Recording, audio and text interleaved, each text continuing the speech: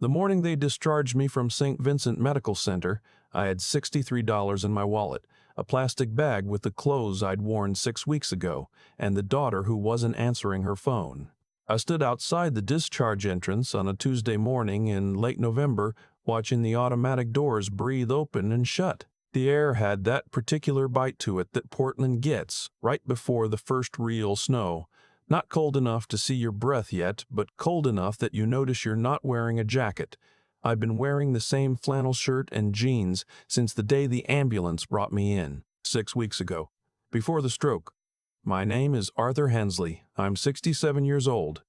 I built custom furniture for 38 years out of a shop I own on Clatsop Road, and I raised one daughter, Renee, in a house I paid off 15 years ago. Her mother, Louise, died 4 years back, ovarian cancer. 14 months from diagnosis to the end. I tried Renee again. Fourth call that morning. It rang 5 times, then voicemail. Hey, you've reached Renee Calder. Leave a message and I'll get back to you soon. Calder is her married name.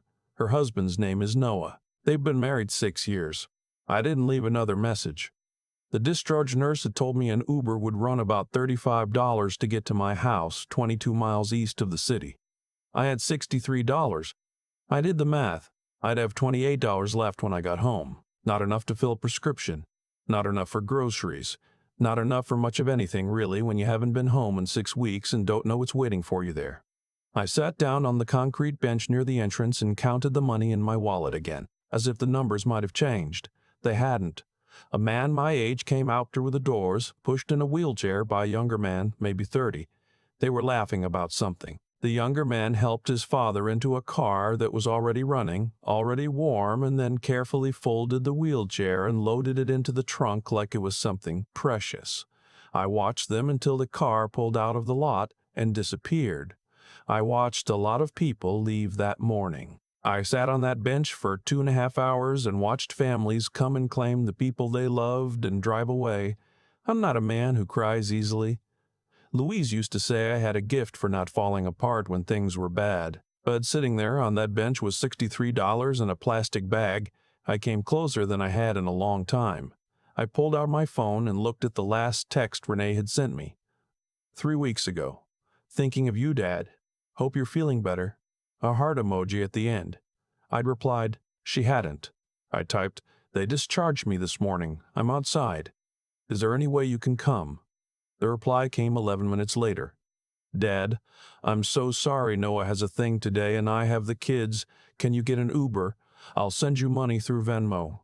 I stared at the message for a long time. She sent $40 through Venmo. I couldn't access Venmo. I don't have the app on my phone. My granddaughter had set it up for me once and I'd forgotten how to use it. I didn't tell Renee that.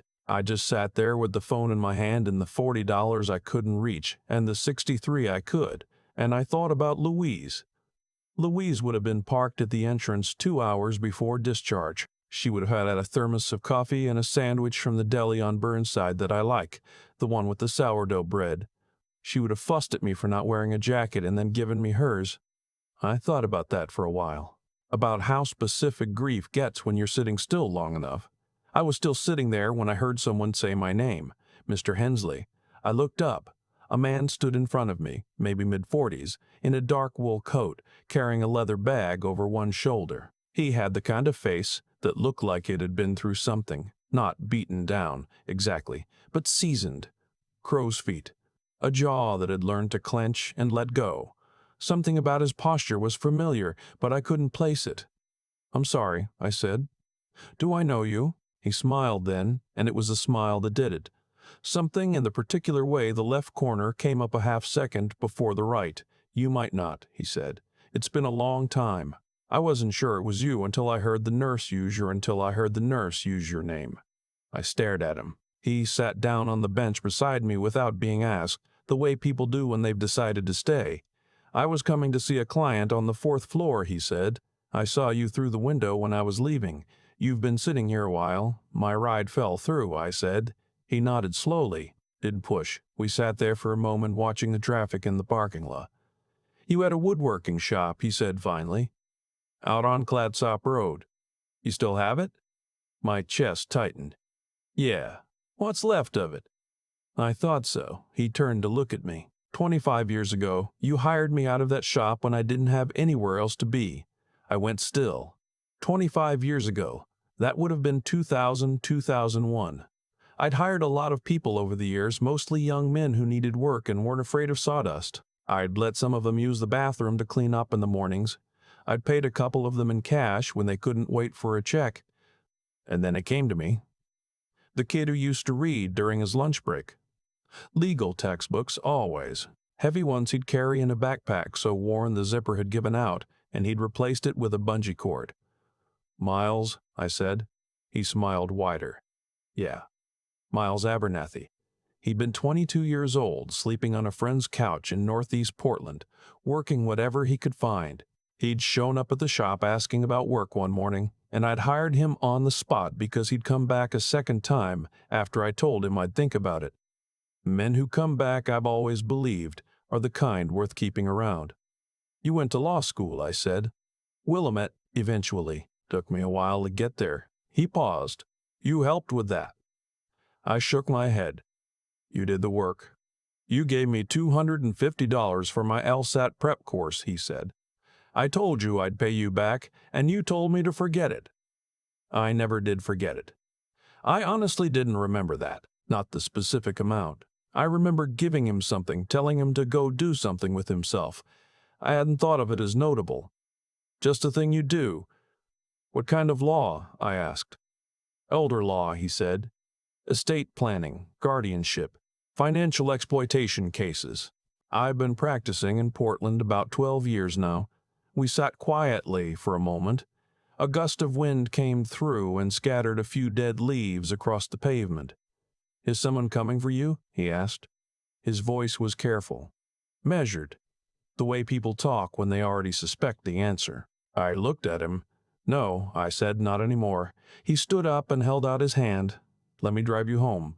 I want to tell you that I accepted gracefully, but I didn't." I sat there another minute doing the thing men my age do, the internal argument about accepting help from anyone, even someone you once knew. Pride is a strange companion. It stays with you long after it stops being useful. But I took his hand, and we walked across that parking lot together, and I felt lighter than I had since September. Miles drove a dark green Subaru, clean and sensible. He opened the door for me and waited until I was settled before he got in on his side. When he asked for the address, I gave it to him, and he typed it into his phone and pulled out of the lot without another word about it. We talked for most of the drive. He told me about his practice, about the cases he'd seen, families torn apart by money and sickness, and the particular cruelty that comes out in people when there's property at stake. He was quiet when I told him about Louise, about the 14 months, about how about how the years had been since. When we turned onto my road, something changed in my stomach. I knew it before I could name it. A feeling. The way a house looks when no one's been checking on it. Miles slowed as we turned into the driveway. The lawn had gone completely to seed, the grass thick and yellowed and standing nearly knee-high along the path to the front door. The mailbox at the street was so full the door wouldn't close, envelopes spilling out onto the gravel. One of the window shutters on the second floor had come loose and was hanging at an angle. There was a stack of newspapers on the porch, some of them so rain-soaked they'd turned to papier-mâché. He turned off the engine. Neither of us spoke for a moment. "Mr. Hensley," Miles said finally. "How long did you say you were in?" 6 weeks, I said. My voice came out flat. He didn't say anything else. He just sat there with me while I looked at the house I'd lived in for 31 years and understood, slowly, that no one had been here. Not once. We got out together. The front door key worked, at least. The house was cold and dark inside, the heat turned down to 50, the air carrying that particular smell of a place that's been shut up too long. Stale. A little damp. I found the light switches. Nothing happened. "Power's off," I said. Miles turned on his phone's flashlight. We moved through the living room, the kitchen, and the refrigerator. Everything had gone. I opened it for about 2 seconds before the smell told me everything I needed to know, and I shut it again. On the kitchen counter, mail was stacked in drifts. I picked through it. Bills, A notice from Pacific Power. A certified letter from a company I didn't recognize. Pacific Northwest Property Solutions, LLC. Miles picked up that one before I could set it back down. "Can I open this?" he asked. I nodded. He read it once. Then he read it again, slower. His face didn't change much, but something around his jaw tightened. "This is a property appraisal confirmation," he said. "Dated October 4th. Someone requested a formal appraisal of this property and the shop on Clatsop Road. They've listed an authorized representative. October 4th. I'd been in the hospital since September 19th. I didn't request any appraisal," I said. "I know," he said. He set the letter down carefully on the counter, like it might mean more than it appeared. "Is there anyone who would have had authority to do that on your behalf?" I thought about it. Louise had handled all the paperwork when she was alive. After she died, I'd let things go a little. There were documents I'd signed over the years that I hadn't read as carefully as I should have. Renee had helped me with some things. After Louise died, when I was not at my best, she'd said it was just to help with the bills while I was grieving. "My daughter," I said. "She helped me with some paperwork a few years back. I don't know exactly what I signed." Miles looked at me steadily. "Is she close by?" 30 minutes away." He nodded. "I'd like to look at all your documents tonight if you'll let me. Bank statements, anything you've signed in the last few years. I want to understand what we're dealing with before we do anything else." I agreed. He called the power company from my kitchen, explained the situation, and had them commit to reconnection by morning. He paid the fee himself. When I tried to stop him, he shook his head and said, "Don't worry about it right now." He slept on the couch that night. He'd insisted, said he'd feel better being close until we knew more. I lay in my bed staring at the ceiling, listening to the house settle around me, and tried to think clearly about things I'd been not thinking about for a long time. By morning, when the power came back on and the heat kicked in and we could finally see everything in the full light, Miles sat down at my kitchen table with a box of documents I'd pulled from the filing cabinet in the hall closet. He went through everything methodically, quietly, occasionally making notes on a yellow legal pad he'd had in his bag. I was at the sink washing out the inside of the refrigerator with bleach and hot water when he said, "Mr. Hensley, come look at this." I dried my hands and walked over. He was holding a document with both hands, reading it like he was making sure he'd understood it correctly. He turned it toward me. At the top, in bold letters, "Durable Power of Attorney, signed by me, dated September 22nd, 3 days after my stroke." "I was in the ICU on September 22nd, I said. "I know," he said quietly. "Do you remember signing this?" I sat down. I pressed my palms flat on the table and tried to pull the memory up from whatever dark water it had sunk into. September. The ICU. The medication they gave me for the swelling. I remembered sounds more than images from those first days. Beeping. Louise's voice, which I know couldn't have been real. Someone holding my hand. And then, surfacing slowly, Renee, sitting at my bedside, her voice low and careful. "Dad, I just need you to sign this so I can pay your bills while you're in here. It's just a formality. It'll make things easier." A pen in my hand that felt too heavy. My signature coming out wrong. "She said it was just for the bills," I said. Miles set the document on the table. "This is a full durable power of attorney. It gives your daughter legal authority over your finances, your property, your medical decisions, everything. It doesn't expire when you leave the hospital." The kitchen was very quiet. "She can't do that," I said. The words felt strange in my mouth, like they belonged to someone else's life. "Under normal circumstances, a person must have mental capacity to sign a legal document," Miles said. His voice was even and careful, the way a doctor's voice gets when the news isn't good. "If you were on medication that impaired your judgment, the document is potentially voidable. But proving that requires evidence. Your medical records, testimony from the nursing staff about your condition on that date." "You believe me," I said. It wasn't a question exactly. He looked at me. "I believe you," he said. "And I think we need to find out what's been done with this in the last 6 weeks." He found out that afternoon. He had a contact at a title company. someone who owed him a favor, and by 3 o'clock he had pulled the relevant records. He sat down across from me at the kitchen table and put a single sheet of paper between us. A home equity line of credit. $180,000, secured against this house. Opened October 11th, 22 days after I'd been admitted to the hospital. Signed in my name. I hadn't signed it. I hadn't been conscious enough to sign anything on October 11th. I'd been in the step-down unit, still having what the doctors called focal seizures. She forged it, I said, or she brought papers to the hospital. Miles nodded. We'll need to know which. Either way, it's fraud. That evening, my phone rang. Renee. I let it ring twice while I looked at Miles across the table. He nodded once. I answered. Hi, sweetheart. Dad. Her voice had a particular tight quality I recognized. Not happy to hear from me. Somewhere between controlled and worried. Someone called the power company and had service restored. Was that you? I'm home, I said. I got discharged yesterday. Silence. Then you're home. Why didn't you tell me? I tried to reach you. The morning of discharge. Dad, I told you. Noah had.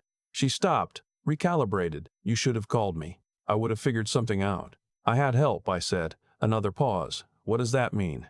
Who's there with you? Before I could answer, Miles reached across and took the phone from my hand. I let him. Ms. Calder, my name is Miles Abernathy.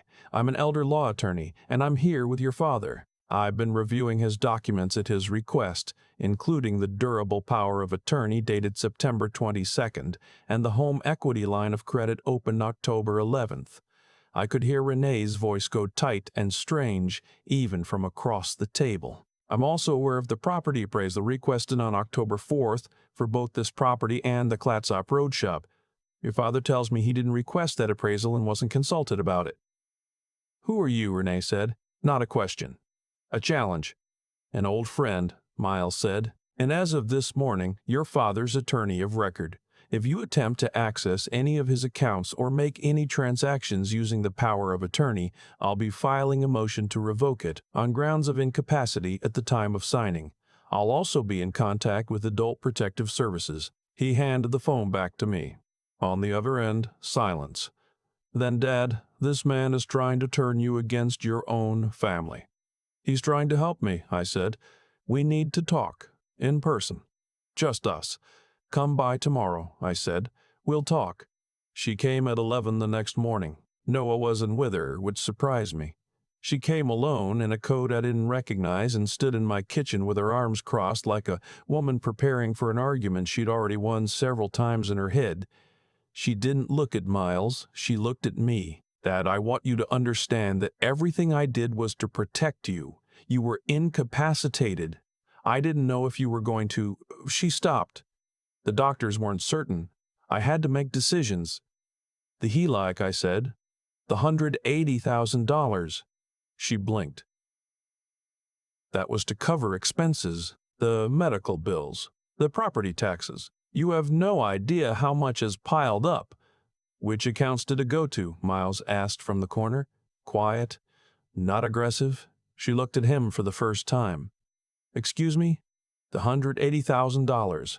Which accounts received those funds? The medical billing office? The county tax collector? We can verify both of those within the hour. The silence that followed was the kind that tells you everything. There were other expenses, she said finally. What kind of expenses? She looked at me. Dad, this isn't the time. Tell me, I said. She uncrossed her arms. For a moment she looked like she did when she was 12 and had broken something, and knew. I already knew. Noah's firm had a bad quarter, she said. They were going to let him go. I was trying to. Renee, I was going to pay it back, Dad. Every cent. I just needed... Renee, stop. She stopped. We stood there in the kitchen where she'd done homework at the table, and I taught her to make her mother's biscuit recipe, and I felt the distance between who I'd believed she was and who she apparently was, and it was a long distance. Is that why you didn't come? I said. That morning at the hospital. She didn't answer. Because you knew. When I got home and saw everything, I'd understand what happened. Still nothing. When your mother died, I said, you told me you'd take care of me. You said that to me at the graveside. I remember exactly. You said, "Dad, I've got you." Her eyes went wet. "I do, have you?" "Leave," I said, "and don't come back until you're ready to tell me the truth about all of it." She left. She didn't say anything else. Miles and I spent the rest of that day going through every document in the house. We found two more things I hadn't known about: a second appraisal request, this one for the Clatsop Road shop, dated October 29th, and a letter from an assisted living facility in Beaverton, Meadow Glen Senior Living, with a brochure attached. My name was handwritten at the top. Someone had already toured the facility on my behalf. According to the letter, a deposit would hold a room. That night I didn't sleep. I lay in bed and thought about Louise. Louise had known something about Renee that I hadn't or hadn't wanted to. Small things I'd explained away over the years. The time $200 went missing from the household account when Renee was in college, and I decided it was a banking error. The way after Louise got sick, Renee had taken over paying certain bills, and there were sometimes discrepancies I hadn't pressed on because I didn't have the energy. I told myself it was the grief, the stress, the way families fall apart a little when they're losing someone. In the morning, I did something I should have done years ago. I went to the back bedroom, the one Louise had used as her study, and I opened the cedar chest at the foot of the daybed where she'd kept her private papers. Inside, beneath a layer of folded fabric, swatches, and old photographs, was a composition notebook I'd never seen before. The cover had Louise's handwriting. Accounts. I carried it to the kitchen table and sat down.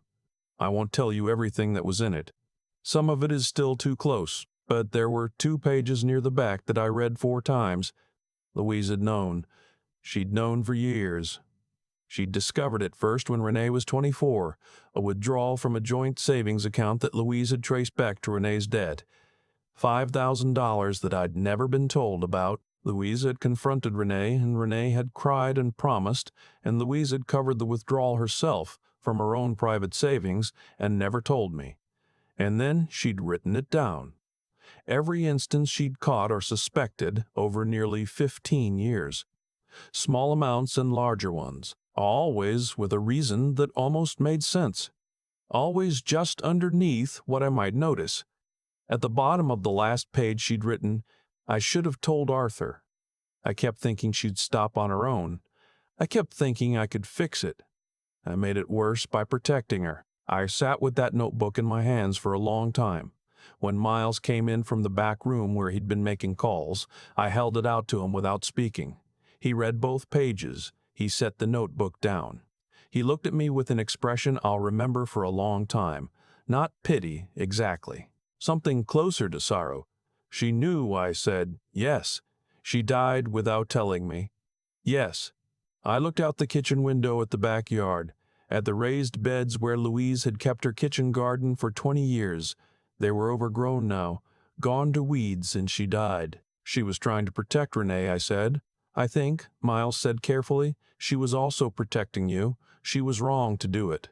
"Yes," he said, "she was." I closed the notebook. "We're taking this to a prosecutor," I said. "I want to know who we talked to." Miles made the call that afternoon. He knew someone at the Multnomah County District Attorney's Office, an attorney who handled elder financial abuse cases. Her name was Caroline Voss. She agreed to meet with us in 2 days. That night, Renee called again. I let it go to voicemail. She left a message that lasted 4 minutes, a long, careful speech about family and loyalty, and how she'd only ever wanted what was best for me, and how Miles was taking advantage of my condition and turning me against the people who loved me. Her voice was practiced, calm. She'd prepared it. I listened to it once and deleted it. The next morning, Noah called. He was less prepared.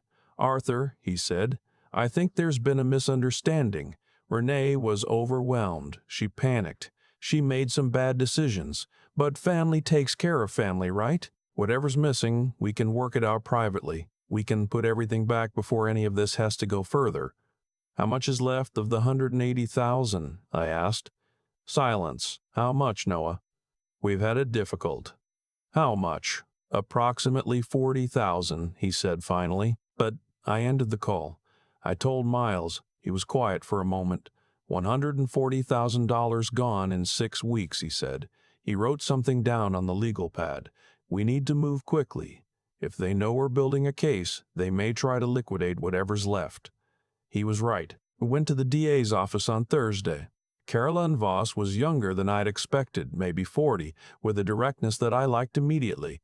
She listened to Miles lay out the evidence without interrupting. When he finished, she leaned back and looked at me.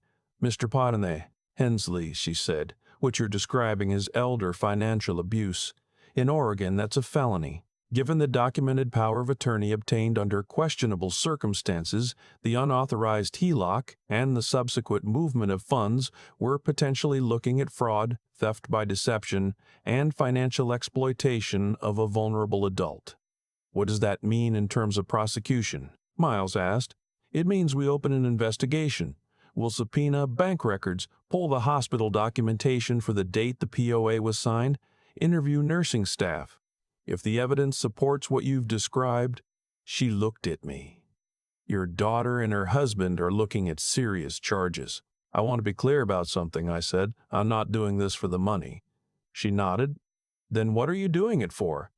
I thought about Louise's composition notebook, about 15 years of small crimes that I'd never been told about the way my wife had carried that knowledge alone. "Because my wife spent 15 years protecting our daughter from consequences," I said, "and I think it destroyed her a little.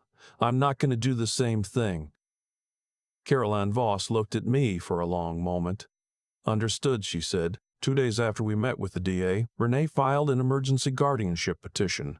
Miles called to tell me at 7 in the morning, his voice careful and controlled.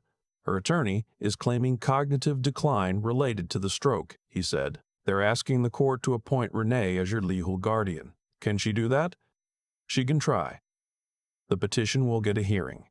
But we'll fight it." The petition claimed I was confused, easily manipulated, unable to manage my own affairs. It included a letter from a neurologist, someone named Dr. Knowledge, Hollis Crane, stating I exhibited signs of post-stroke cognitive impairment. I'd never met Dr. Hollis Crane. I said so to Miles. "He's real," Miles said, checking on his phone. "Licensed in Oregon, office in Lake Oswego." He paused. "But there's no record of you ever being seen by him." It took Miles's paralegal about 3 hours to find the connection. Dr. Crane had been a presenter at the Health and Wellness Conference in June.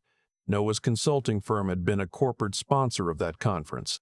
In the photos from the event posted on the firm's website, Noah and Dr. Crane were shaking hands. Meanwhile, Renee began posting on social media, carefully worded things. "Praying for Dad's recovery. This has been such a difficult time." And then, 2 days later, "It breaks my heart to see him so confused. We're trying to get him the care he needs." And then, "A stranger has inserted himself into our family situation, and I'm very worried about Dad's well-being." 3 of my neighbors saw those posts. One of them called me, genuinely concerned. Another didn't call, just started looking at me differently when I waved from the driveway. Miles brought in a geriatric psychiatrist named Dr. Pamela Okafor, someone he'd worked with on several cases, to evaluate me. She spent 3 hours at my kitchen table asking me about my life, my work, my wife. She administered what she called the MOCA test, the Montreal Cognitive Assessment. It's a standard test. Maximum score 30. You need 26 or above to be in the normal range. I scored 28. "Mr. Hensley," she said when it was done, "there is no evidence of cognitive impairment. Your memory is intact, your reasoning is sound, and your judgment is clear. I will testify to that." The guardianship hearing was set for a Tuesday morning.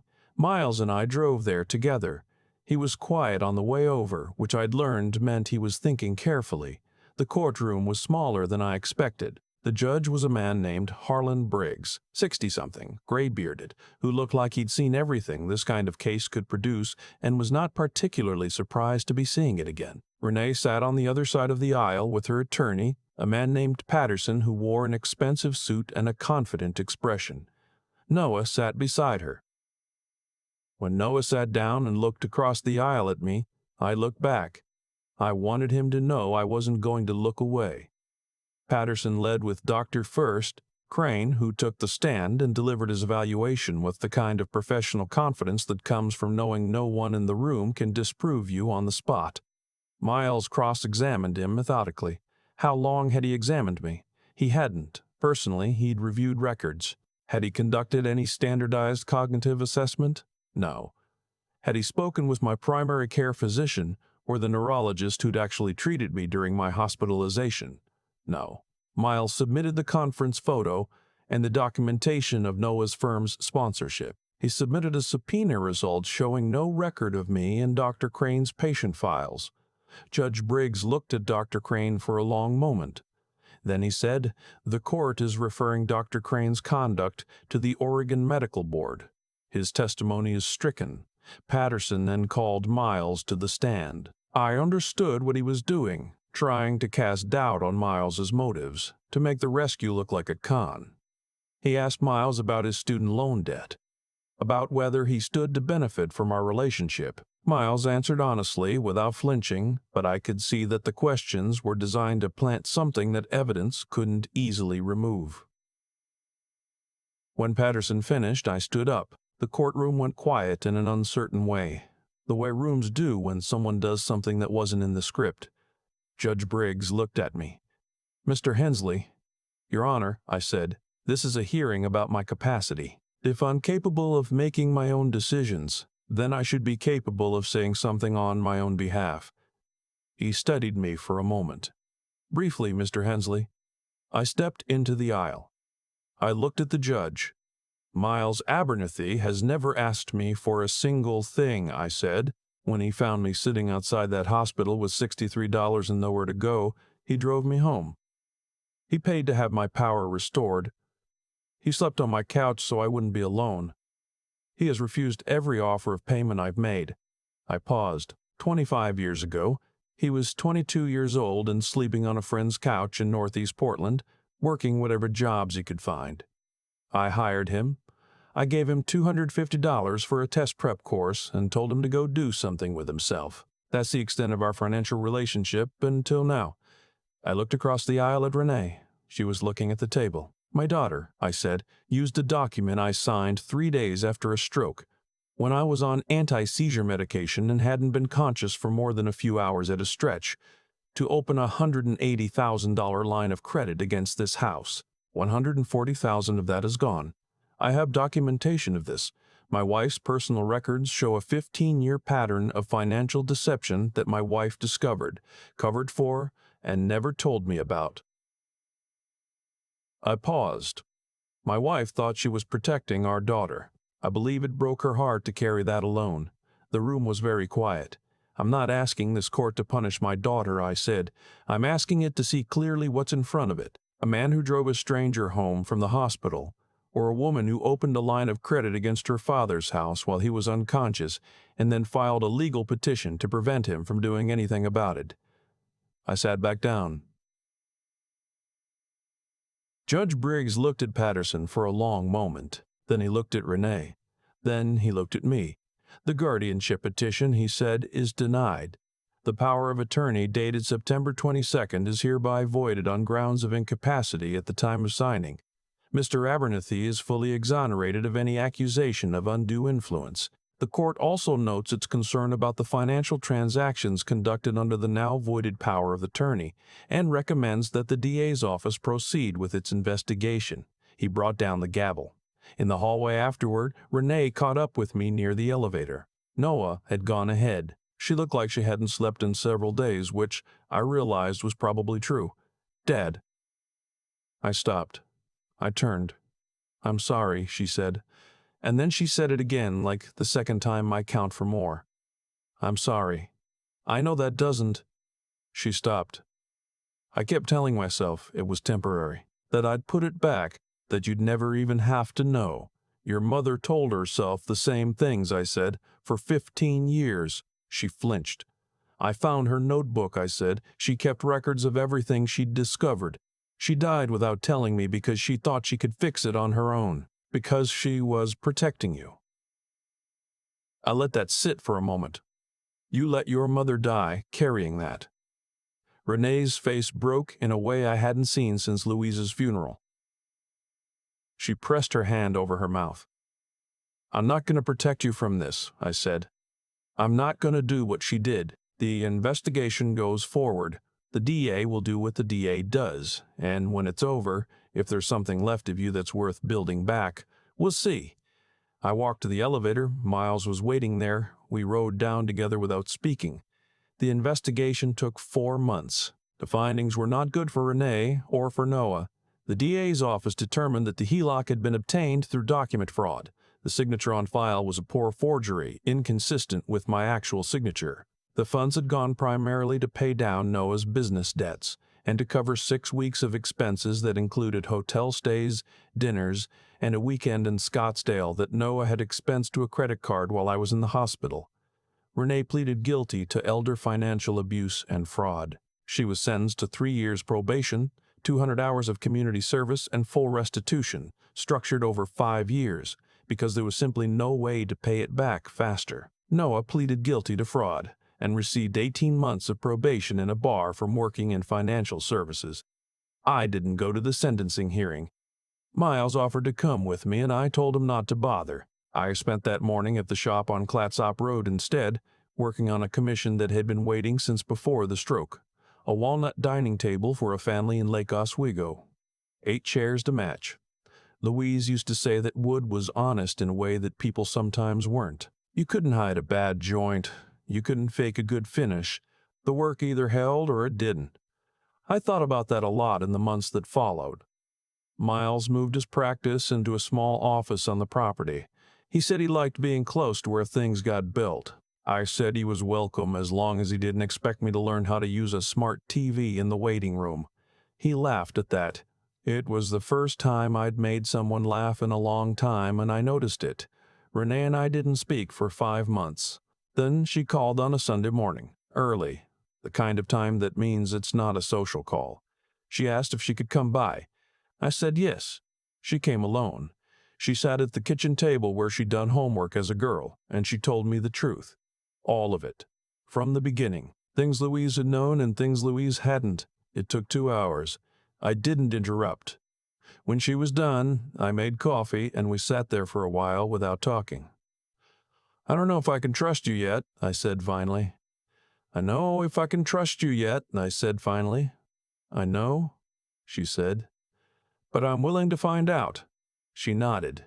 Her eyes were wet. "Your mother," I said, "spent 15 years trying to fix something that wasn't hers to fix. I'm not going to do that. If you want to rebuild this, you do it yourself. One thing at a time. No shortcuts." "Okay," she said. "Okay," she said.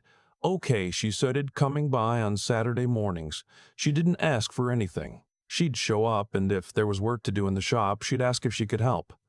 She wasn't particularly skilled with tools, but she was willing, and that, I've always believed, is the more important quality. One afternoon in April, about 8 months after the hospital, I was showing her how to use a hand plane on a piece of cherry wood.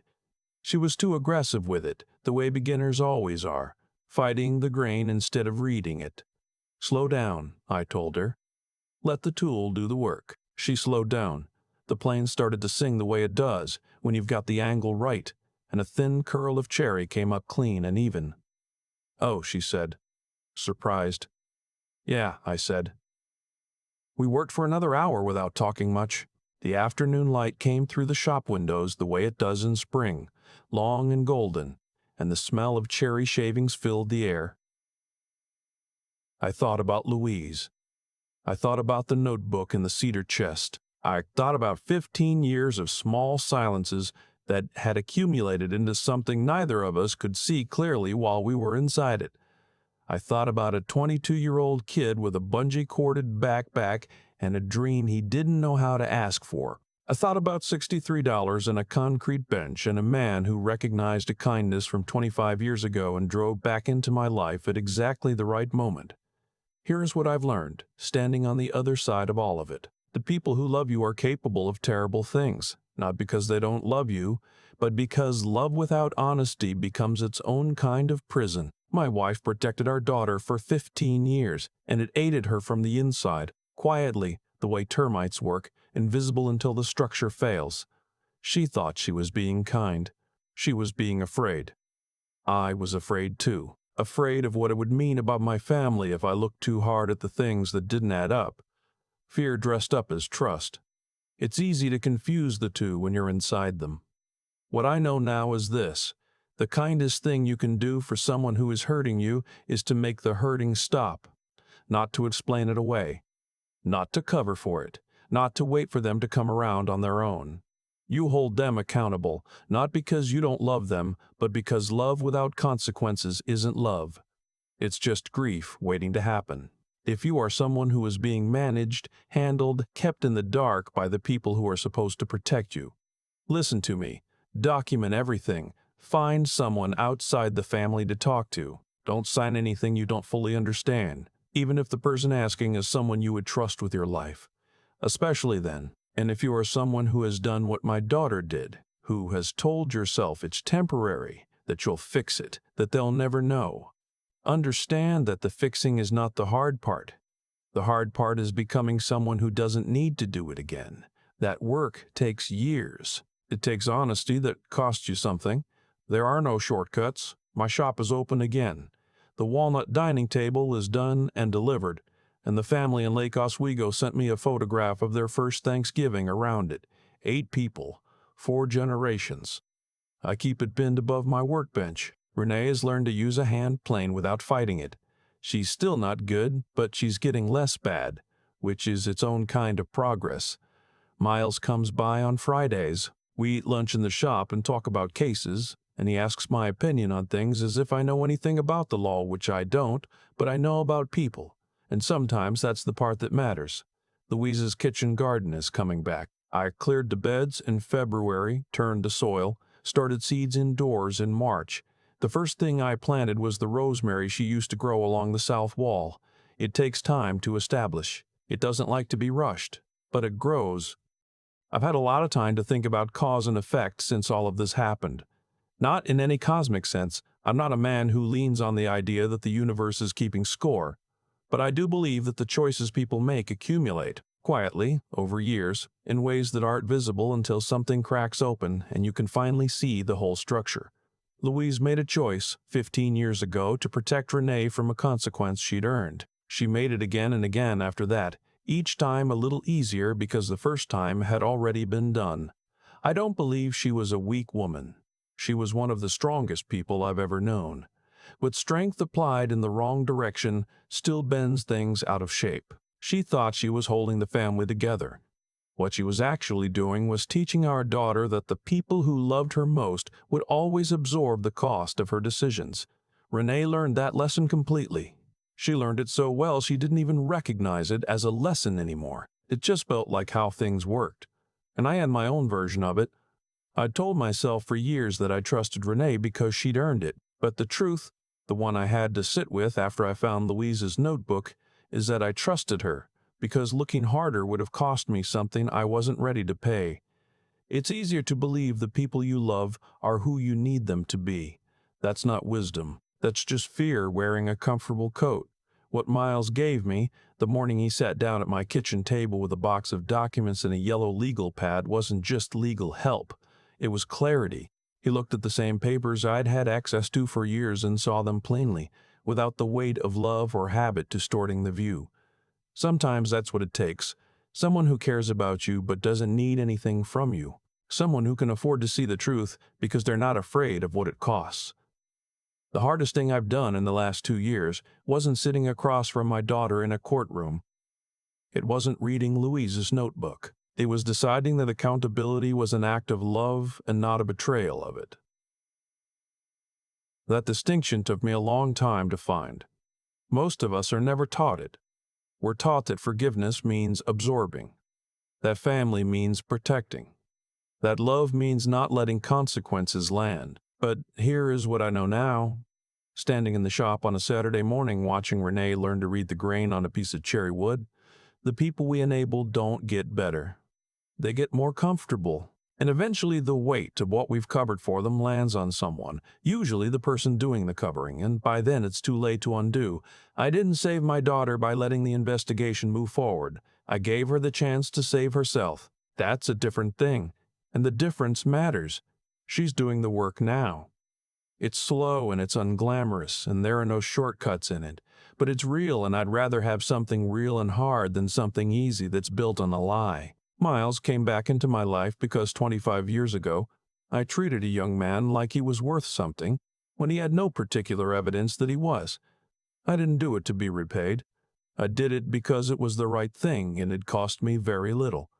What came back was not a reward. It was just the shape the particular kindness took over time, grown into something larger than I could have predicted. That's the only arithmetic I trust anymore. Not the kind that balances in a season, but the kind that takes decades to show its work.